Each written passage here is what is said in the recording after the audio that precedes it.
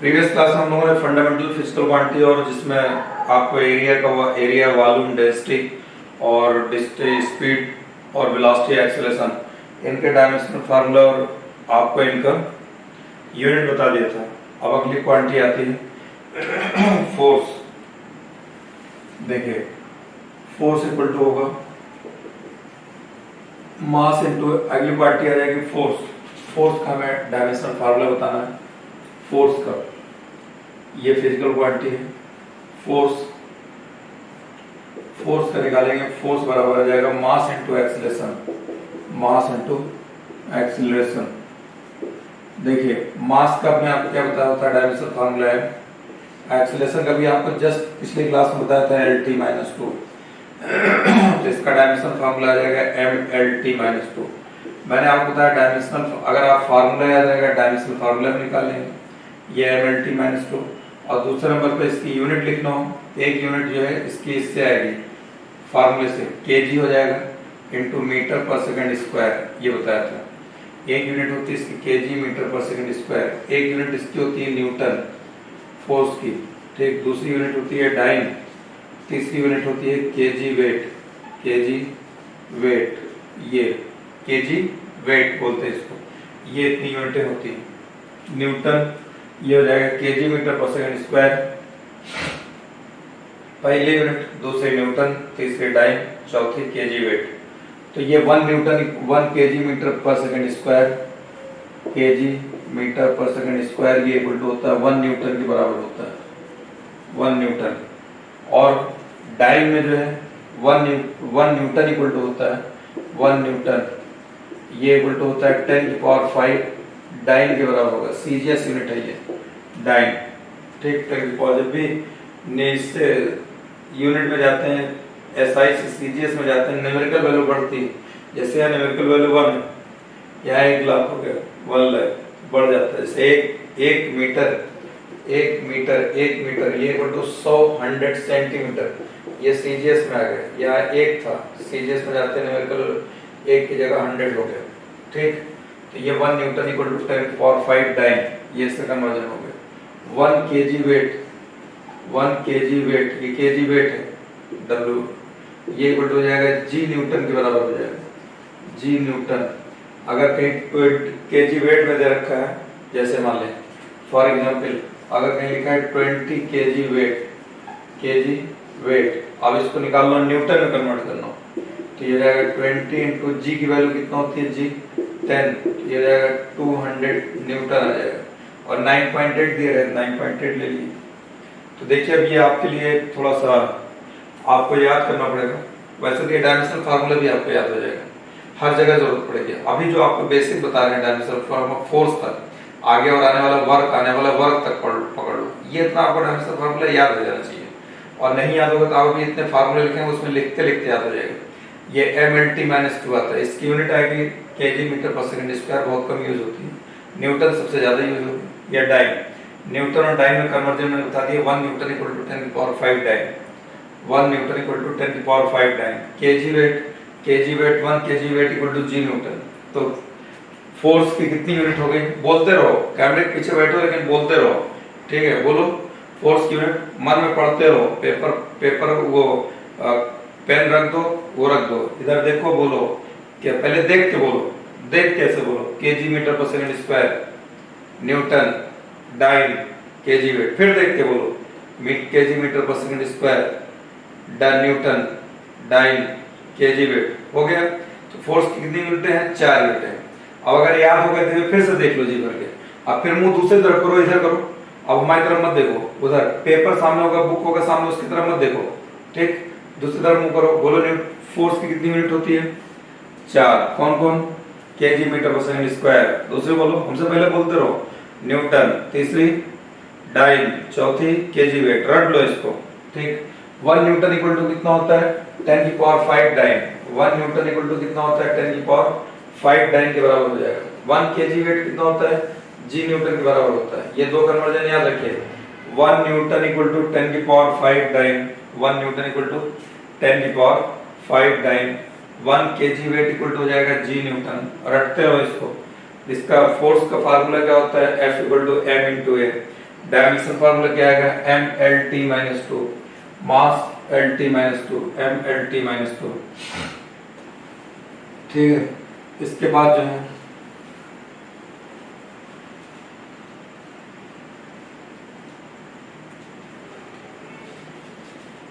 अब जब आप अगला टर्म आएगा वर्क डन। अब ये आपको फार्मूले याद रखिए, डायमेंशन फार्मूला तभी कुछ यहाँ तक तो आपको याद हो जाएगा, अपने आप ही याद हो जाएगा, लेकिन आगे जो है work done, work done, work done, work done क्या हो जाएगा, W equal to work done, work done W equal to होता है F.ds, फोर्स इनटू डिस्प्लेसमेंट, किसी एक पर्टिकुलर पोजीशन, किसी एक पर्टिकुलर केस पे निकल के आता है, वन ऑफ वेक्टर F.ds होता है, फोर्स इनटू डिस्प्लेसमेंट। फोर्स का डायमेंशन फार्मूला भी आपको जस्ट पीछे होता है, m_L_T-2, देख लो, लेंथ का बताया L होता है, ये कितना आ जाएगा, m_L_T-2, m_L1 L2T-2, ये फोर्स का डायमेंशन फार्मूला आ गया, फोर्स का डायमेंशन फार्मूला आ गया m_L2T-2, इसका वर्क डन का m_L2T-2, फोर्स का डायमेंशन फार्मूला होता है m_L_T-2, वर्क डन का आ जाएगा m_L2T-2, ये वर्क डन का आ गया। ठीक, ये वर्क डन का आ गया। वर्क डन की अब इसकी यूनिट अगर देखिएगा तो इसकी यूनिट हो जाएगा न्यूटन। फोर्स फार्मूले से यूनिट लिखो, एक यूनिट हमेशा याद रखना, एक यूनिट हमेशा फार्मूले से निकल के आती है। तो ये फोर्स की यूनिट न्यूटन, डिस्प्लेसमेंट यूनिट होती है मीटर, तो इसकी एक यूनिट क्या आ जाएगी, न्यूटन इंटू मीटर। दूसरी यूनिट क्या होती है, जूल, दूसरी यूनिट जूल। तीसरी यूनिट क्या होती है, इसका हो जाएगा अर्ग। चौथी यूनिट क्या हो जाएगी, कैलोरी। पांचवी यूनिट क्या हो जाएगी, इलेक्ट्रॉन वोल्ट, इलेक्ट्रॉन वोल्ट। ठीक, शॉर्ट में ईवी भी लिखते हैं। ये इतना 1 newton into metre, 1 newton into metre, ये 1 जूल के इक्वल होगा। 1 चाहे 1 जे लिख दिए या 1 जूल लिखिए। ठीक, 1 जूल ये इक्वल टू कितना हो जाएगा, 10⁷ अर्ग के इक्वल हो जाएगा। 1 जूल, 1 जूल इक्वल टू 10⁷ अर्ग। पूरा लिखना, पूरा लिख दिए, 1 joule equal to 10⁷ erg. 1 calorie, 1 calorie equal to 4.2 joule के बराबर आ जाएगा। 1 कैलोरी 4.2 जूल के बराबर आ जाएगा। 1 electron volt, 1 electron volt, electronic charge होता है 1.6 × 10⁻19। इलेक्ट्रॉनिक चार्ज होता है 1.6 × 10⁻19, उससे मल्टीप्लाई कर दो, अपने आप जूल में निकल के आ जाएगा। 1 इलेक्ट्रॉन वोल्ट जो होता है 1.6 × 10⁻19 इतना जूल के बराबर हो जाएगा 1 electron volt. 1 calorie equal to 4.2 joule, 1 joule equal to 10⁷ erg. Erg CGS unit है, जूल एसआई यूनिट है, इसलिए जो है ये इसमें कन्वर्ट हो जाएगा। जब भी जाएंगे न्यूमेरिकल वैल्यू बढ़ेगी, 1 जूल और न्यूटन मीटर एक ही होगी। तो वर्क की यूनिट कितनी है, 5। फोर्स की यूनिट बताया था 4, केजी मीटर पर सेकंड स्क्वायर, न्यूटन, डाइल और केजी वेट। वर्क यूनिट बताया 5, newton metre, joule, electron volt, calorie और जो है ये erg, newton metre, joule, erg, calorie, electron volt, ये। और ये हमने आपको कन्वर्जन बता दी। 1 न्यूटन मीटर किसका बराबर होगा, 1 जूल के। 1 जूल इक्वल टू कितना हो जाएगा, 10⁷ अर्ग के बराबर हो जाएगा। 1 जूल इक्वल टू 10⁷ अर्ग के बराबर हो जाएगा। 1 calorie equal to 1 calorie, 1 calorie equal to कितना हो जाएगा, 4.2 जूल के बराबर होगा। 1 इलेक्ट्रॉन वोल्ट, इलेक्ट्रॉनिक चार्ज इतना होता है, इसमें लाकर के हम मल्टीप्लाई कर दो, 1.6 × 10⁻19 जूल के बराबर हो गया वर्क डन। तो work done equal to, work done का फार्मूला क्या होता है, force into displacement. Work done का फार्मूला फोर्स इनटू डिस्प्ले, ये फार्मूला याद होना चाहिए। फार्मूला याद होगा तो फोर्स का डायमेंशन फार्मूला होता है फोर्स का mLT-2, डिस्प्लेसमेंट का mL2T-2, ये आ गया। इसकी यूनिट क्या होगी वर्क डन की, न्यूटन मीटर।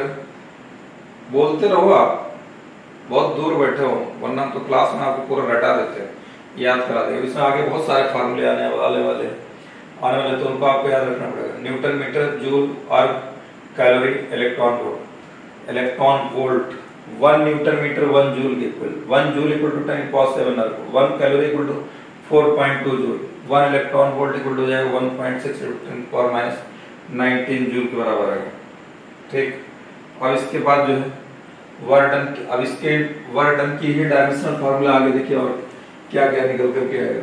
वर्क डन के बाद, वर्क डन के आगे जो निकालेंगे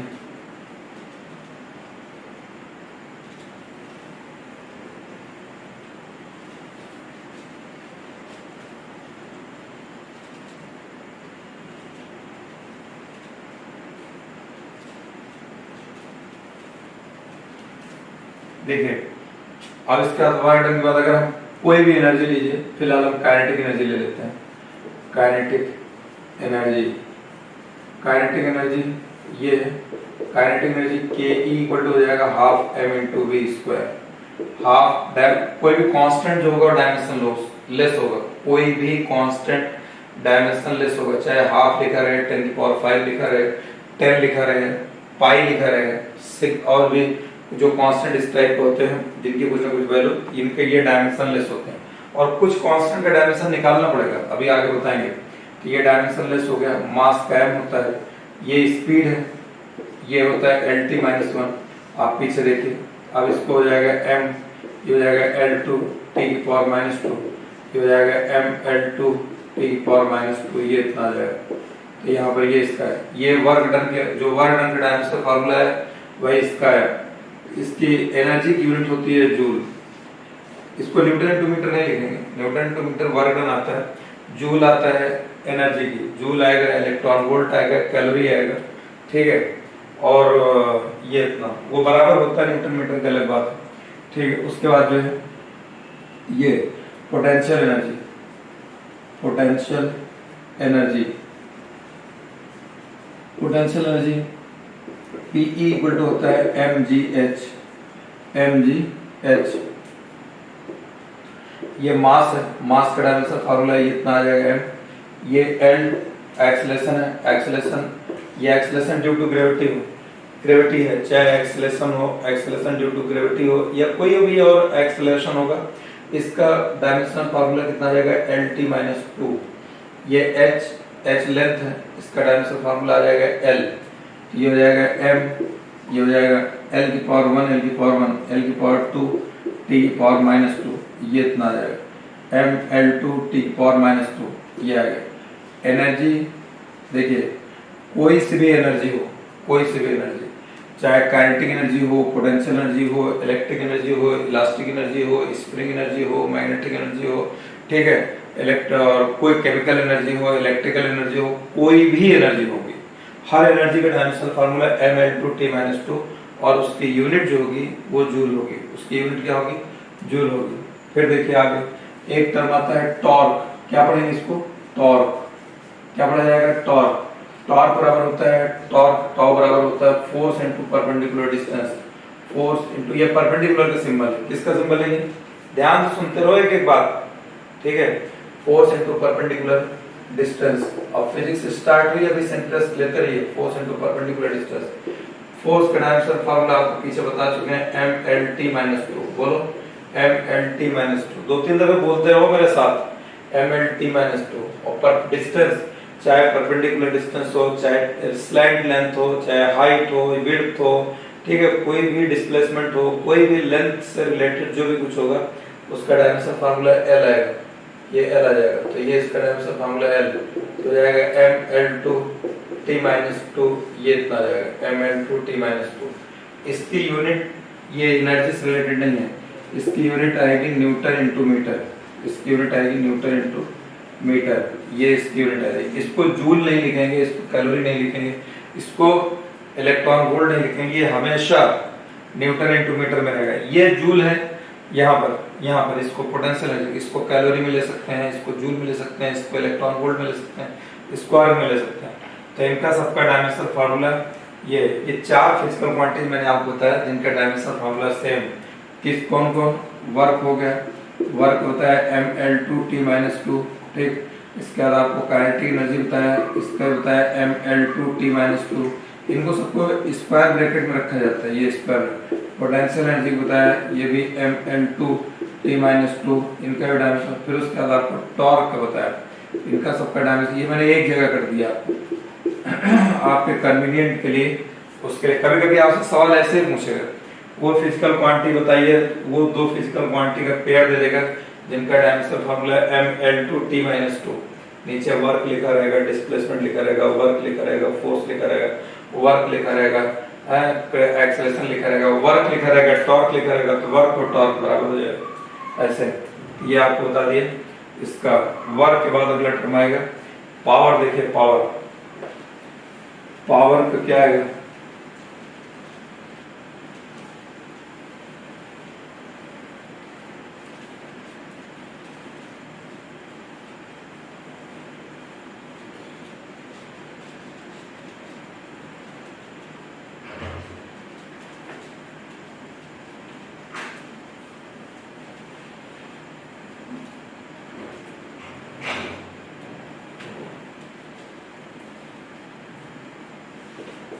पावर, पावर बराबर क्या हो जाएगा?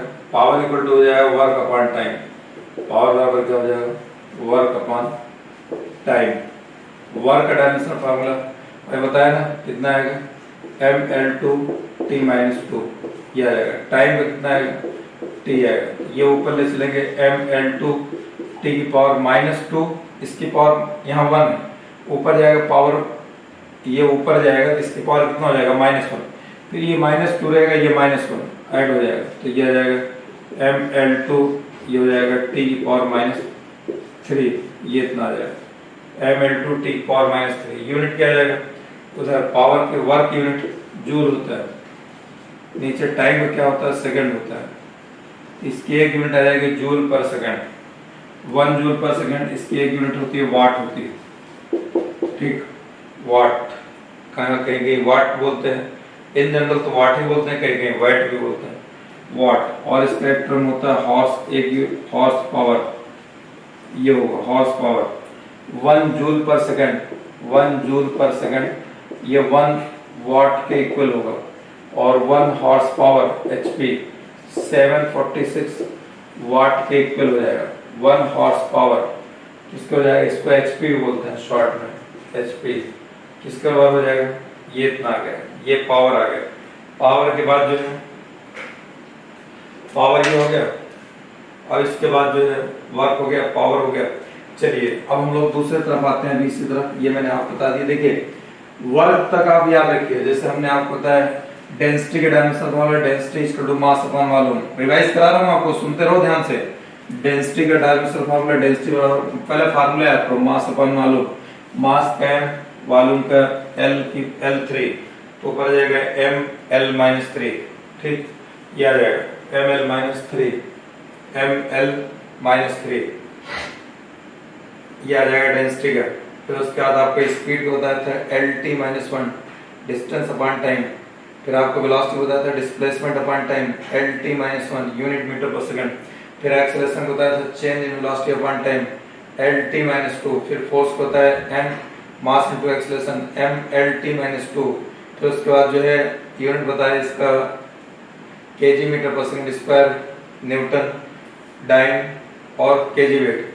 फिर आपको बताया वर्क, वर्क इसको बताया फोर्स इनटू डिस्प्लेसमेंट। इसका डायमेंशन फार्मूला है mL2T-2, mL2T-2, mL2T-2। इसकी यूनिट बताया आपको न्यूटन, मीटर, जूल और कैलोरी, इलेक्ट्रॉन वोल्ट। ठीक, इतना डायमेंशनल फार्मूला यूनिट याद रखना चाहिए। पावर के नहीं आता है कोई फर्क नहीं पड़ेगा, पावर को सिर्फ फार्मूला याद रखो। पावर इक्वल टू क्या आ जाएगा? Work upon time. पावर बराबर क्या आ जाएगा? Work upon time. बाकी जो निकालना हो जूल पर सेकंड, उसकी यूनिट आ जाएगी, वाट आ जाएगा, ये इतना। अब देखिए हम आप एक टर्म देखिए मोमेंटम। मोमेंटम, मोमेंटम क्या होता है? मोमेंटम, मोमेंटम इक्वल टू होता है मोमेंटम, मोमेंटम बराबर होता है mass into velocity, mass into velocity, mass into velocity. Mass का डायमेंशन फार्मूला होता है m, वेलोसिटी होता है LT-1। ये कितना हो जाएगा? mL-T-1, mL-T-1 ये आ जाएगा। इसकी यूनिट हो जाएगी kg और वेलोसिटी हो जाएगा मीटर पर सेकंड, ये इतना आ जाएगा। मोमेंटम के बाद जो है, मोमेंटम के बाद एक टर्म इसमें आएगा इम्पल्स, इम्पल्स आएगा, इम्पल्स, इम्पल्स हो जाएगा, इम्पल्स बराबर होगा, इसका फार्मूला याद रखेगा, force into time, force into time, force का डायमेंशन फार्मूला आ जाएगा mlt माइनस 2, टाइम का आ जाएगा t, ये हो जाएगा ml माइनस 2 और इसकी पावर 1, माइनस 2 प्लस 1 जुड़ जाएगा, माइनस 2 प्लस 1 कितना आ जाएगा, माइनस 1, तो ये आ जाएगा ये इतना mlt माइनस 1, वहां भी है mlt माइनस 1, यहाँ भी है, इसकी यूनिट आ जाएगी न्यूटन इंटू सेकेंड। बहुत इंपॉर्टेंट है ये, कई दफे पूछा जा चुका है, न्यूटन इंटू सेकेंड, यानी केजी मीटर पर सेकंड को न्यूटन, केजी मीटर पर सेकंड को बोलेगा यूनिट में, किसके बराबर किया जा सकता है, न्यूटन इंटू सेकेंड। इम्पल्स की और मोमेंटम का दोनों का डायमेंशनल फार्मूला सेम होता है, इम्पल्स का और मोमेंटम का दोनों डायमेंशनल फार्मूला सेम, फार्मूला अलग अलग है। मोमेंटम के माने मास इनटू वेलोसिटी, मोमेंटम माने mass into velocity, impulse equal to कितना हो जाएगा, फोर्स इनटू डिस्प्लेसमेंट, इम्पल्स बराबर क्या आ जाएगा, फोर्स इनटू डिस्प्लेसमेंट, ये फोर्स इनटू टाइम, इम्पल्स बराबर हो जाएगा फोर्स इनटू टाइम, तो फोर्स का dimensional formula mlt minus 2, time का t निकालेंगे mlt माइनस 1, इसकी यूनिट क्या आएगी, न्यूटन इनटू सेकंड, मोमेंटम की यूनिट क्या आएगी, केजी मीटर पर सेकंड, डायमेंशनल फार्मूला दोनों का सेम आ जाएगा, ठीक।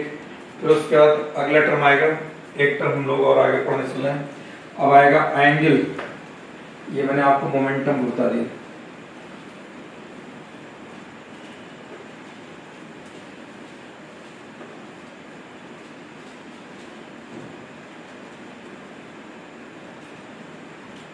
इसका नेक्स्ट टर्म आएगा, नेक्स्ट टर्म हमारा आएगा एंगल, एंगल क्या होता है, एंगल या इसका दूसरा नाम होगा और एंगुलर डिस्प्लेसमेंट, और एंगुलर डिस्प्लेसमेंट, एंगुलर डिस्प्लेसमेंट एक ही चीज होता है, एंगुलर डिस्प्लेसमेंट, एंगल और एंगुलर डिस्प्लेसमेंट, ठीक है। एंगल इक्वल टू होता है, पहले दिन आपको मैथ पढ़ाता हूँ फार्मूला बताया था, एंगल इक्वल टू होता है arc upon radius, arc upon radius, arc एक लेंथ है, रेडियस एक लेंथ है, तो ये कैंसिल हो जाएगा, m0 l0 t0, ठीक। कोई मतलब इसको चाहे ये लिखो मत लिखो, और लिखे डायमेंशनलेस, डायमेंशनलेस, ये डायमेंशनलेस कराएगा, एंगल क्या हो जाएगा, एंगल कोई डायमेंशन नहीं होगा, लेकिन इसकी यूनिट होती है, यूनिट क्या होगा, इसकी यूनिट आपको मैथ्स में बेसिक में अंदर को बताया मैंने आपको, सबसे पहले यहीं से स्टार्ट किया था, डिग्री और रेडियन इसकी यूनिट होती है। ये ऐसी फिजिकल क्वांटिटी है जिसका डायमेंशन फार्मूला कुछ भी नहीं निकल के आता है, इसका डायमेंशन फार्मूला कुछ भी नहीं निकल के आता है, इसकी यूनिट जो होती है वो यूनिट डायमेंशन फार्मूला नहीं है लेकिन यूनिट है, ये आ गया डिग्री या रेडियन, ठीक। एंगुलर डिस्प्लेसमेंट के बाद इसके इसमें एक टर्म आएगा ये angular velocity, angular velocity,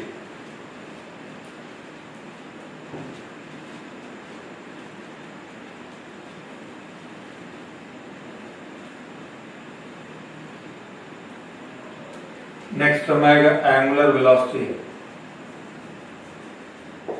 angular velocity, angular velocity को ओमेगा से डिनोट किया जाता है, ठीक है, ओमेगा एंगुलर वेलोसिटी। अब ये फार्मूला याद रखिएगा, ये सब अभी आपको 11th के चैप्टर्स में पढ़ने हैं। एंगुलर वेलोसिटी इक्वल होता है एंगुलर डिस्प्लेसमेंट, चाहे एंगुलर लिखिए, एंगुलर डिस्प्लेसमेंट, एंगुलर डिस्प्लेसमेंट और angular displacement upon time, upon time, angular velocity ये बराबर हो जाएगा एंगुलर डिस्प्लेसमेंट या angle upon time, angular displacement ये हो जाएगा थीटा जो कि डायमेंशनलेस हो जाएगा, m0 l0 t0, और टाइम का डायमेंशन कितना आ जाएगा t, तो इसका डायमेंशन फार्मूला कितना आ जाएगा t की पावर -1, t की पावर -1, ये आ जाएगा एंगुलर वेलोसिटी।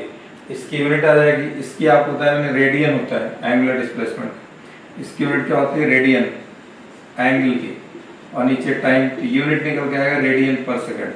डायमेंशनल फार्मूला आएगा t power 1, t power -1, t power -, इसका एक टर्म आएगा frequency, frequency, frequency, frequency equal to होता है, इसको एन से डिनोट करते हैं या एफ से डिनोट करते हैं, जिससे भी डिनोट करें।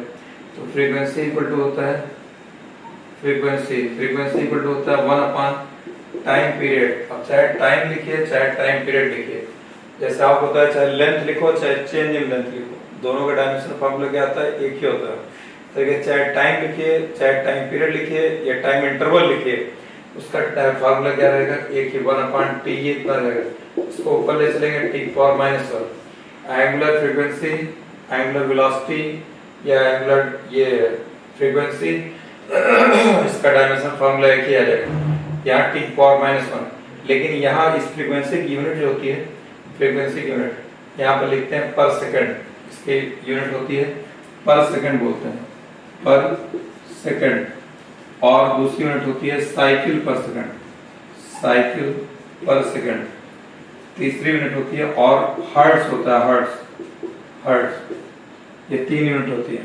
चाहे पर सेकंड लिखिए ये इतना पर सेकंड या साइकिल पर सेकंड, सीपीएस से बोलते हैं साइकिल पर सेकंड, कहीं और सीपीएस साइकिल पर सेकंड और हर्ट्ज। तो angular frequency, angular velocity T की पावर माइनस 1 यूनिट रेडियन पर सेकंड। फ्रीक्वेंसी सिर्फ इसको एंगुलर वेलोसिटी का दूसरा नाम इसका भी होता है एंगुलर फ्रीक्वेंसी बोलते हैं, और एंगुलर फ्रीक्वेंसी भी क्या लगता है। सिंपल हार्मोनिक मोशन आगे चैप्टर पढ़ेंगे, उसमें आपको एंगुलर फ्रीक्वेंसी बताना पड़ेगा, ठीक। तो इनका दोनों फ्रीक्वेंसी और एंगुलर फ्रीक्वेंसी या एंगुलर वेलोसिटी, इनका डायमेंशनल फार्मूला टी की पावर माइनस 1 होता है, टी की पावर माइनस 1। इनका डायमेंशनल फार्मूला जो आ जाएगा वो टी की पावर कितना हो जाएगा, -1 ही रहेगा, ठीक। अच्छा, अब हम लोग अगला टर्म आएगा एंगुलर एक्सेलरेशन। नेक्स्ट टर्म आएगा हमारा एंगुलर एक्सेलरेशन।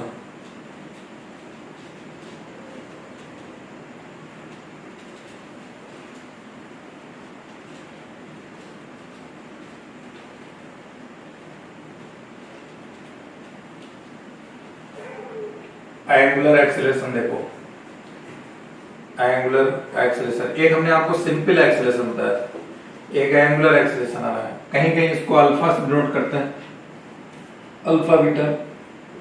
लीनियर एक्सेलरेशन आपको बताया था change in velocity upon time. Angular acceleration हो जाएगा, एंगुलर एक्सेलरेशन इक्वल टू हो जाएगा change in angular velocity, change in angular velocity, change in angular velocity divided by time. Change in angular velocity, angular velocity कितना हो जाएगा, angular velocity dimension formula आपको पता है टी की पावर -1, और ये कितना आ गया टी टाइम का, ये ऊपर चला जाएगा, ये ऊपर जाएगा -1 -1 -2, ये हो जाएगा टी की पावर -2, ये इतना आ जाएगा टी की पावर -2। ये इसकी यूनिट हो जाएगी रेडियन पर सेकंड, रेडियन पर सेकंड। किसकी यूनिट, एंगुलर वेलोसिटी। नीचे कितना आएगा सेकंड, तो ये आ जाएगा रेडियन पर सेकंड स्क्वायर, रेडियन पर सेकंड का स्क्वायर, रेडियन पर सेकंड का स्क्वायर, ये आ जाएगा। ये आ गया एंगुलर एक्सेलरेशन, ठीक। तो एंगुलर एक्सेलरेशन बता दिया, एंगुलर वेलोसिटी बता दिया, ठीक। एंगुलर डिस्प्लेसमेंट बता दिया, एंगुलर डिस्प्लेसमेंट डायमेंशनलेस होता है, यूनिट उसकी होती है डिग्री या रेडियन होती है। एंगुलर वेलोसिटी जो होता है उसकी यूनिट रेडियन पर सेकंड आती है, उसका डायमेंशन फार्मूला टी पावर -1, और वो फ्रीक्वेंसी के बराबर होता है। Frequency 1 upon time period T power -1, उसकी यूनिट हर्ट्ज होती है, पर सेकंड होता है, साइकिल पर सेकंड होता है। और इसका एक टर्म आता है एंगुलर मोमेंटम, बहुत इंपॉर्टेंट है, बहुत ज्यादा इंपॉर्टेंट है, ये आपसे पूछा भी जा सकता है, ये कई दफे पूछा गया एंगुलर मोमेंटम। और इसका डायमेंशन फार्मूला जो है एक कांस्टेंट बराबर होता है, हालांकि कांस्टेंट में जब सारा कांस्टेंट एक तरफ करके पढ़ाऊंगा, लेकिन यहाँ पे बराबर है, इसके इक्वल आएगा, इसलिए उस कांस्टेंट का जिक्र और उसका डायमेंशन फार्मूला यहाँ हम लिख देंगे, ठीक है, यहीं पे करते हुए चलेंगे। अगला टर्म आएगा angular momentum, angular momentum, angular momentum, angular momentum एक हमने लीनियर मोमेंटम बताया था, मास इनटू वेलोसिटी बताया था ना आपको, mlt -1 angular momentum. Angular momentum बराबर हो जाएगा मोमेंटम, जो आपको मोमेंटम का जिक्र कर रहा हूँ, मोमेंटम इनटू ये हो जाएगा परपेंडिकुलर डिस्टेंस। मोमेंट ये परपेंडिकुलर का सिंबल है, इससे पहले बता चुका हूँ टॉर्क में perpendicular distance, momentum into perpendicular distance, momentum बराबर मास इनटू वेलोसिटी, मास का m वेलोसिटी का lt -1 तो हो जाएगा m lt -1, perpendicular distance l आ जाएगा तो हो जाएगा m l2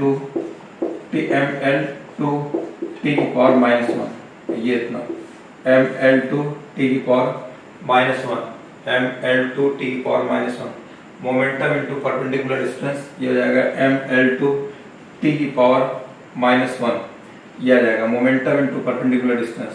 अच्छा अब इसकी यूनिट क्या होगी, एक तो यूनिट इसके अगर देखें तो ये आ जाएगा, इसकी यूनिट हमने क्या बताया kg मीटर पर सेकंड ये बताया, इनटू मीटर हो जाएगा, इस तरह से आएगा kg into metre square upon second, kg into metre square upon second, ये इतना आ गया kg into metre square upon second. एक यूनिट देखिए अगर आप ऐसे देखें, ये इसका डायमेंशन फॉर्मूला है ml2t और -1, ये हो जाएगा t ये इतना है और यहाँ पे t ये ऊपर नीचे टाइम से मल्टीप्लाई कर दिए, इस डायमेंशनल फार्मूले में ऊपर नीचे टाइम से मल्टीप्लाई करो तो ये कितना हो जाएगा, ऊपर आ जाएगा ml2 और ये आ जाएगा t की पावर, यहाँ पर ये वाला t ऊपर ले चलो t की पावर -2 हो जाएगा, -1 तो है ही एक ऊपर जाएगा और ये t ऐसे बचा रह जाएगा तो ये ml2 t की पावर -2, ml2 t की पावर -2 एक इसका डायमेंशन फार्मूला है वर्क का, तो ये कितना हो जाएगा जूल,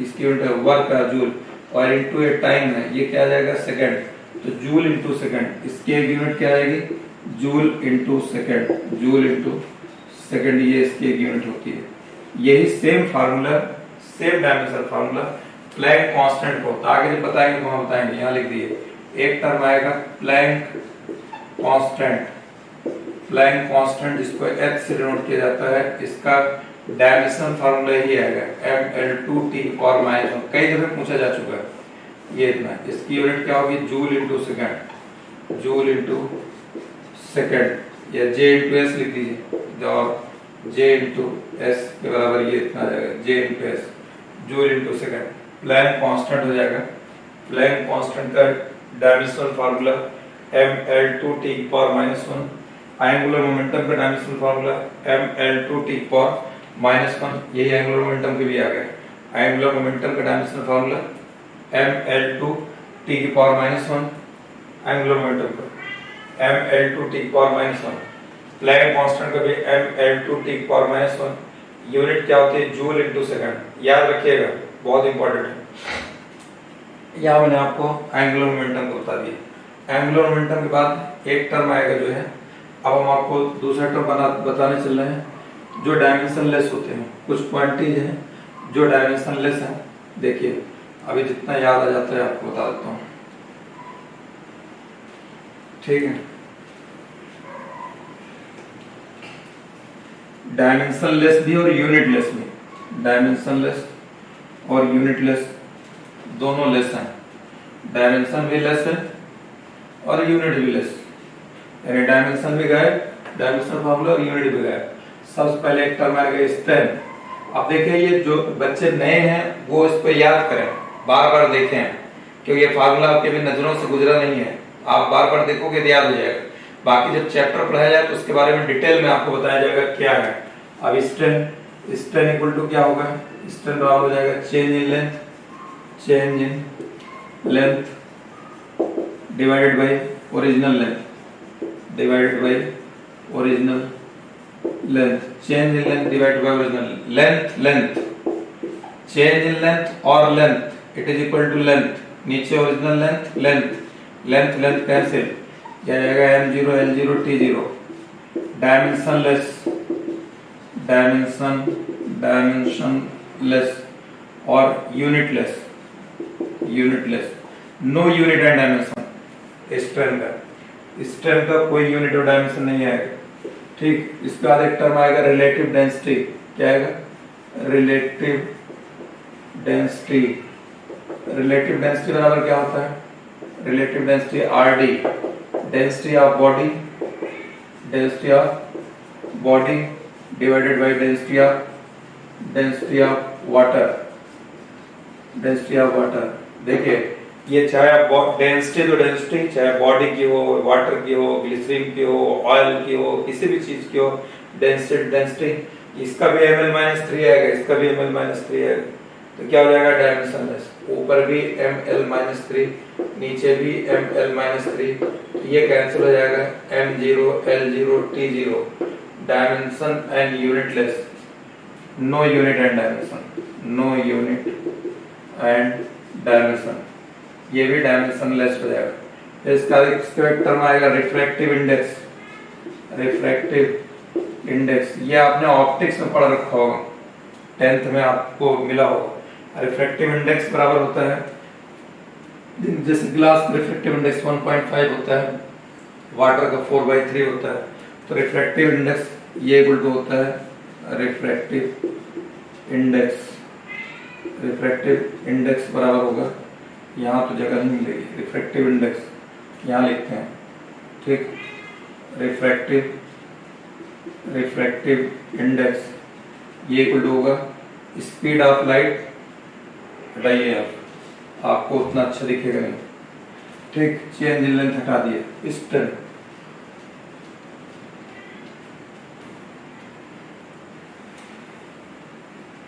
देखिए यहाँ लिखते हैं रिफ्रैक्टिव इंडेक्स। रिफ्रैक्टिव इंडेक्स, अब रिफ्रैक्टिव इंडेक्स बराबर क्या होगा, रिफ्रैक्टिव, ये भी यूनिट और डायमेंशनलेस क्वांटिटी है। रिफ्रैक्टिव इंडेक्स बराबर होता है speed of light, speed of light in air और vacuum divided by speed of